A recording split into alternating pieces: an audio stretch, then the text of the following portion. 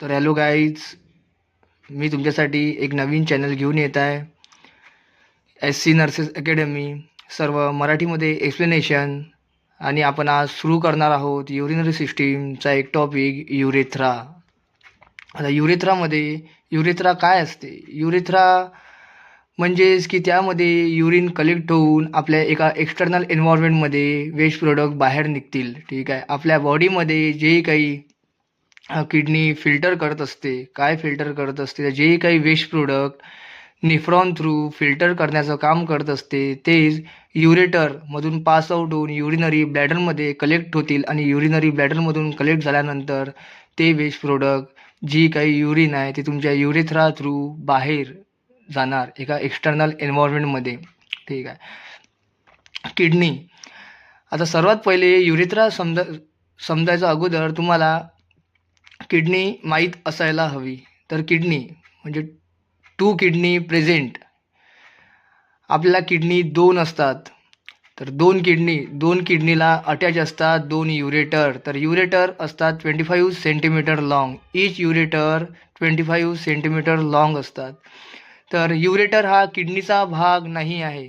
तो किडनीला अटॅच पण असला तर युरेटर हा किडनीचा भाग नसतो. 25 सेंटीमीटर लॉंग असतो.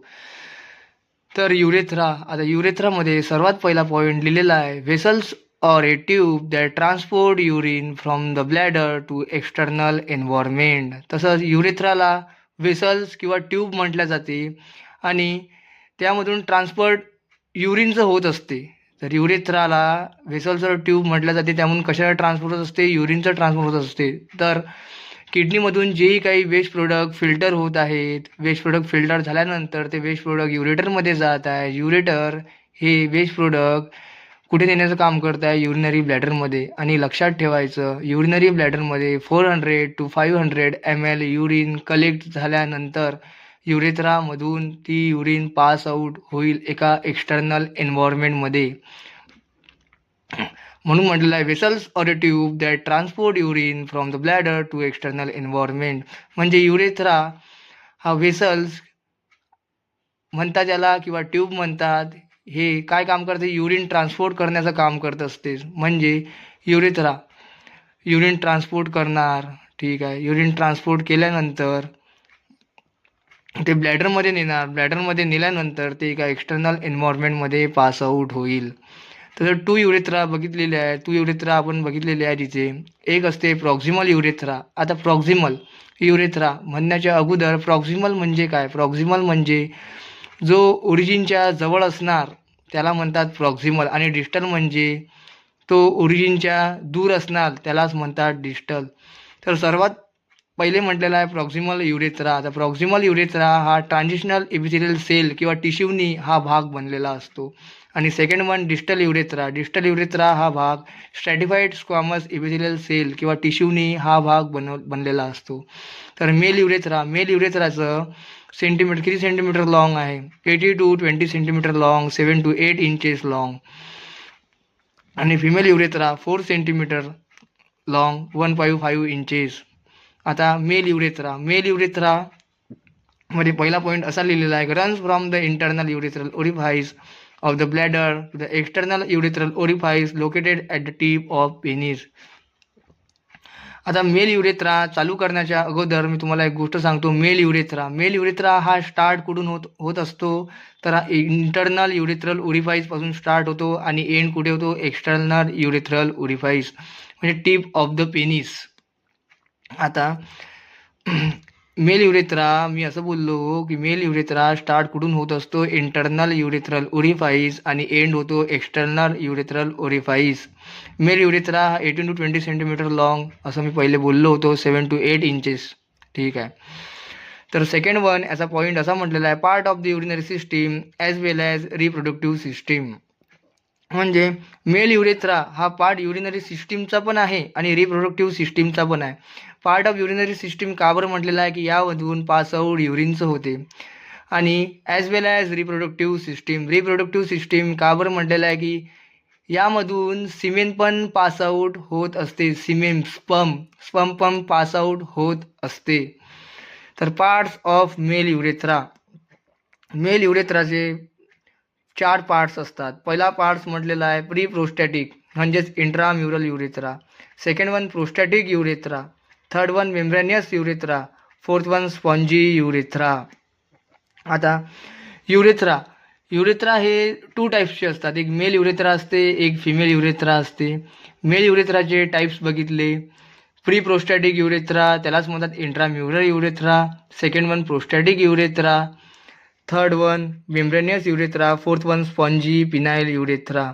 आणि मी हे सांगितलं it is a part of urinary system as well as reproductive system. Urinary system याला का बरं म्हटलेलं आहे तर यामधून युरिनचं पासआउट होते. आणि as well as reproductive system का बरं म्हटलेलं आहे की यामधून सिमेन पण पासआउट होत असते मेल युरेथ्रामधून. तर तसं आपण बोललो runs from the internal urethral orifice of the bladder to the external urethral orifice. बघा ही डायग्राम, हा युरेथ्रा बघा, इंटरनल युरेथ्रल ओरिफाईस एंड कुठे होत आहे, एक्सटर्नल युरेथ्रल ओरिफाईस. ही डायग्राम बोललो होतो runs from the internal urethral orifice of the bladder to the external urethral orifice located at the tip of the penis. हा internal urethral orifice आणि हा झाला एक्सटर्नल युरेथ्रल ओरिफाईस, हा टीप of the penis. 4 part बघितले होते. Pre prostatic म्हणजेच intramural urethra, second one prostatic urethra, third one membranous urethra, fourth one spongy urethra. Next one तुम्ही फक्त एवढं लक्षात ठेवायचं की मेल युरेथ्रा हा स्टार्ट कुठून झालेला आहे तर इंटरनल युरेथ्रल ओरिफाईस आणि एंड कुठे झालेला आहे तर external urethral orifice. Next one, first one male युरेथ्राचा पार्ट आहे pre prostatic urethra, length 0.5 to 1.5 centimetre, surrounded by internal urethral sphincter. तर असं म्हटलेलं आहे surrounded by internal urethral sphincter. बघा हे असते सराउंडेड, हा इंटरनल युरेथ्रल ओरिफाईस हे सराउंडेड आहे 2, त्याला म्हणतात इंटरनल युरेथ्रल स्फिंक्चर. म्हटलं होतं की length 0.5 to 1.5 centimetre, surrounded by internal urethral sphincter. Third one point आहे prevents retrograde flow of semen in the bladder during ejaculation. आता आपण काय बोललो होतो सर्वात पहिले, it is a part of urinary system as well as reproductive system. म्हणजे यामधून सिमेन पासआउट होत असते. हे दिसतंय तुम्हाला, हे यामधून सिमेन पासआउट होत असते. सिमेन पासआउट होत असते म्हणजेच की जसं सिमेन इथे कलेक्ट होणार, सिमेन कलेक्ट झाल्यानंतर हा प्री प्रोस्टॅटिक युरेथ्रा इथे प्रेझेंट असते. प्री प्रोस्टॅटिक युरेथ्रा इथे प्रेझेंट असल्यानंतर सिमेनची इथं तशी एंट्री होणार. सिमेनची इथे एंट्री झाल्यानंतर हे सिमेन या साईडला म्हणजे बॅकवर्ड साईडला गेलं नाही पाहिजे, म्हणून हा प्री प्रोस्टॅटिक युरेथ्रा याला प्रिव्हेंट करण्याचं काम करत असते. इथे प्री प्रोस्टॅटिक युरेथ्रा नसताच जर इथे सिमेन आलं असतं, इकडे फ्लो आउट झालं असतं का, फ्लो आउट डायरेक्टली झालं नसतं, फ्लो आउट बॅकवर्ड पण झालं असतं. आणि बॅकवर्ड नाही झालं पाहिजे म्हणून प्रिव्हेंट कोण करणार तर प्री प्रोस्टॅटिक युरेथ्रा. आता सेकंड वन पार्ट आहे prostatic urethra. Prostatic urethra length म्हटले आहे 3 to 4 centimetre. The posterior part of the prostatic urethra is mark by an elevation known as urethral crest. आता प्रोस्टॅटिक युरेथ्राचा posterior part म्हणजे मागच्या साईडचा part, तिथे एक एलिव्हेशन होत असते, त्यालाच म्हणतात युरेथ्रल क्रेस्ट. हे तुम्हाला पुढे माहीत पडणार की युरेथ्रल क्रेस्ट काय असते, कुठे असते. फक्त हे युरेथ्रल क्रेस्ट नाव लक्षात ठेवा. आपण हे पुढे बघूया की युरेथ्रल क्रेस्ट कुठे असते.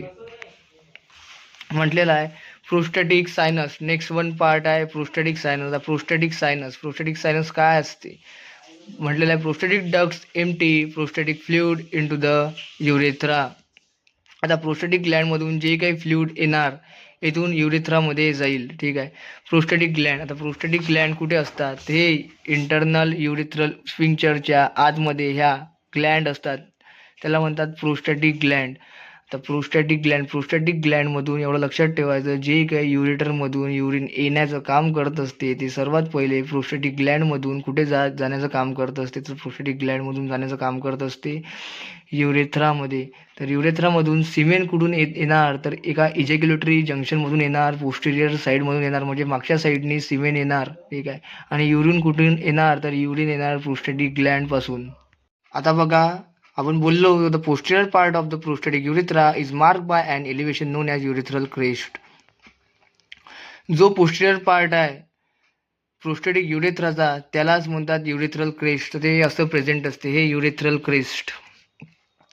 प्रोस्टॅटिक युरेथ्राचा बॅकवर्ड पार्ट, पोस्टेरियर पार्ट, त्याला मला युरेथ्रल क्रेस्ट हे असं प्रेझेंट असते. आणि एवढं लक्षात ठेवायचं की ज्याही काही प्रोस्टॅटिक ग्लँड आहेत, मी बोललो होतो इंटरनल युरेथ्रल स्पिंक्चरच्या आत प्रोस्टॅटिक ग्लँड आहे, त्याच्या ओपनिंगला म्हणतात सेमिनल कॉलिक्युलस. जी काही युरिन येणार, कलेक्ट होणार तुमच्या प्रोस्टॅटिक ग्लँडमधून.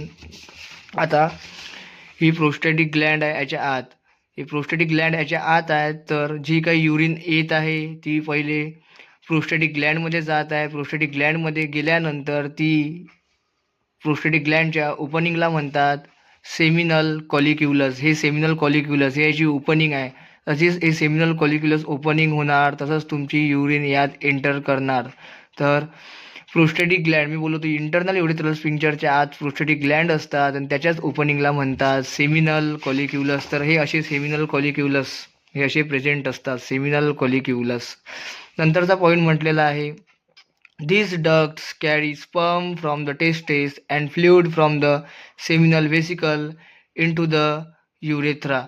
आता आपलं स्पर्म आहे, टेस्टिसने आपल्या स्पर्मला प्रोड्यूस केलं, हे पण टू ओपनिंगमधून युरेथ्रामध्ये येईल.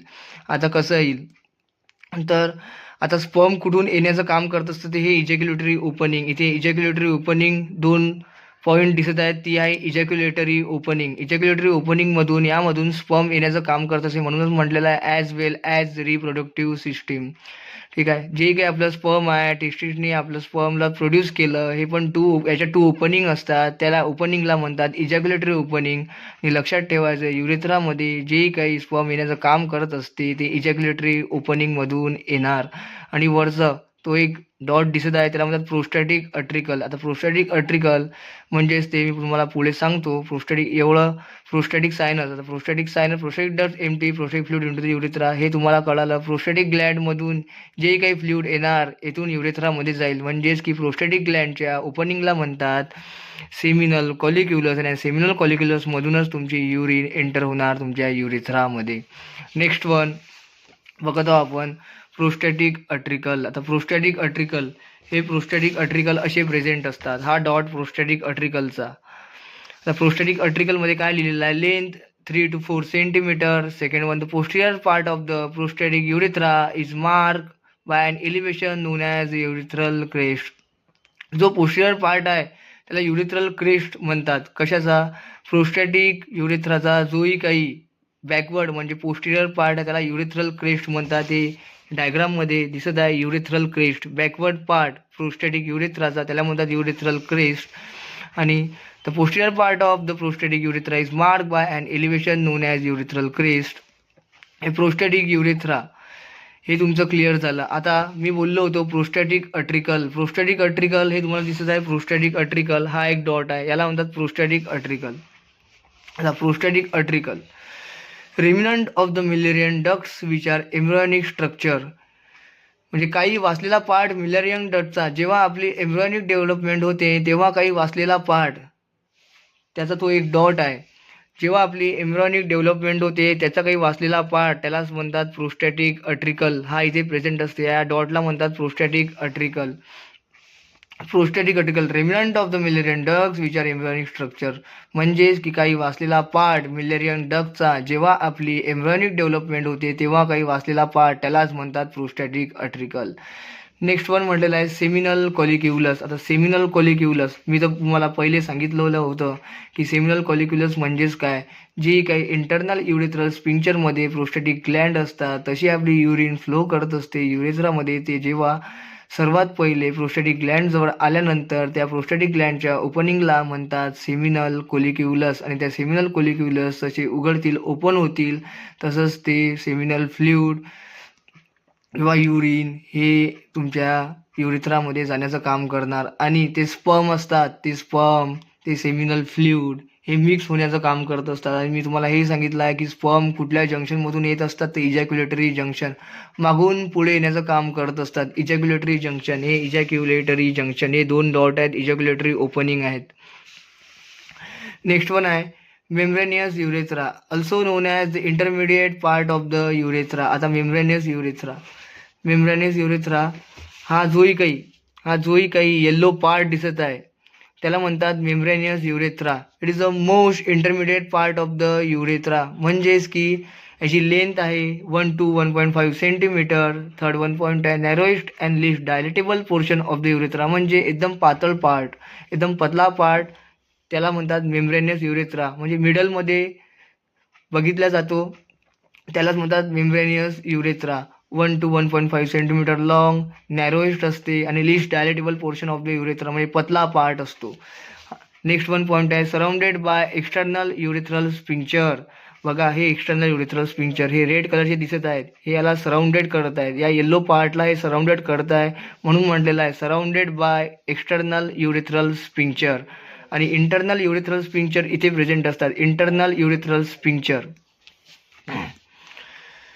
नंतर बोललेलं spongy penile urethra. It's a very largest part. किती सांगितलेली आहे लेंथ 15 सेंटीमीटर याची लेंथ. स्पॉन्जी पिनाइल युरेथ्रा, हा स्पॉन्जी पिनाइल युरेथ्रा. इथून तुमची युरिन पासआउट होण्याचं काम करत असते आणि ती जात असते बल्ब्युलर युरेथ्रामध्ये. आता बल्ब्युलर युरेथ्रा हे सांगणार मी तुम्हाला पुढे काय असते. तर स्पॉन्जी पिनाइल युरेथ्रा याची लेंथ आहे 15 centimetre. It is the very largest part of the urethra, male urethra. आता हा स्पॉन्जी पिनाइल युरेथ्रा हे 2 टर्ममध्ये डिवाइड होण्याचं काम करत असते. Also divided 2 main parts, bulbular urethra, pendulous urethra. Bulbular urethra located in the bulb of the penis. हा bulbular urethra दिसत आहे तुम्हाला, हा बल्ब्युलर युरेथ्रा. तसा पिनाइल पार्टच्या नंतर एक पार्ट असतो त्याला म्हणतात bulbular urethra, located in the bulb of the penis. हा पेनिसच्या बल्बमध्ये प्रेझेंट असतो. आणि हे जे काही ग्लॅन्स दिसत आहेत त्या आजूबाजूच्या जे काही ग्लॅन्स दिसत आहेत त्याला म्हणतात ग्लॅन्स ऑफ पेनिस, यालाच म्हणतात ग्लॅन्स ऑफ पेनिस. आणि सेकंड वन पार्ट आहे pendulous urethra, runs along the length of the penis. म्हणजेच की पेंड्युलस हा जोही काही येल्लो वन पार्ट केलेला आहे मी, हा जोही काही येल्लो पार्ट केलेला आहे हा त्याला म्हणतात पेंड्युलस युरेथ्रा. हा स्पॉन्जी पिनाइल युरेथ्राच्या आत प्रेझेंट असतो, त्यालाच म्हणतात पेंड्युलस युरेथ्रा. तशी तुमची युरिन फ्लो आउट होत असते, या पेंड्युलस युरेथ्रा इथे प्रेझेंट होत असतो आणि हा सपोर्ट करण्याचं काम करत असतो, युरिनला पुढे नेण्याचं काम करत असतो. यालाच म्हणतात pendulous urethra, runs along the length of the penis. आणि तसंच तुम्हाला हे ब्ल्यूइश दिसत आहे याला म्हणतात कॉर्पस स्पॉन्जिओसम. कॉर्पस स्पॉन्जिओसम याला सराउंडेड करण्याचं काम करतात. कुणाला? पिनाइल युरेथ्राला. पिनाइल युरेथ्रामध्ये काय प्रेझेंट असते तर पेंड्युलस युरेथ्रा प्रेझेंट असते आणि हा बल्ब्युलर युरेथ्रा. हे झाल्या ग्लॅन्स ऑफ पेनिस. तर हे कॉर्पस स्पॉन्जिओसम हे 2 साईडने दिसत आहेत तुम्हाला, हे आहेत कॉर्पस स्पॉन्जिओसम. हे कशाला सराउंडेड करण्याचं काम करत आहे तर पेनिसला, स्पॉन्जी पिनाइल युरेथ्राला सराउंडेड करण्याचं काम करत आहे. तर लिहिलेलं आहे spongy urethra is surrounded by erectile tissue of penis, the corpus spongiosum. म्हणजे स्पॉन्जी युरेथ्राला किंवा पिनाइल युरेथ्राला सराउंडेड करण्याचं काम कोण करत आहे तर corpus स्पॉन्जिओसम.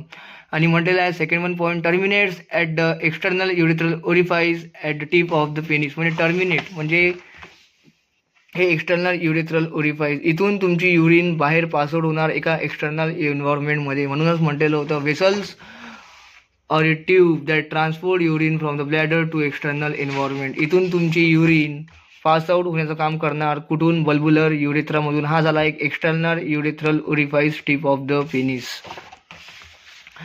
बल्ब्युलर urethral glands and urethral glands of Littre opening into the spongy urethra. आणि स्पॉन्जी युरेथ्रामध्ये काही ग्लँड्स असतात. या युरेथ्रामध्ये पेंडुलस युरेथ्रामध्ये काही ग्लँड असतात, स्पॉन्जी युरेथ्रल ग्लँड्स, काही पिनाइल ग्लँड्स असतात, याची पण ओपनिंग यामध्ये होत असते. तर थँक्यू गाईज. याचं तुम्हाला जर पुढे लेक्चर बघता येत असणार तर आपण एक डायग्रामॅटिक व्हर्जनवरून आपण एक लेक्चर घेऊया आणि आपल्याजवळ याचं एक डेमो लेक्चर होणार. थँक्यू.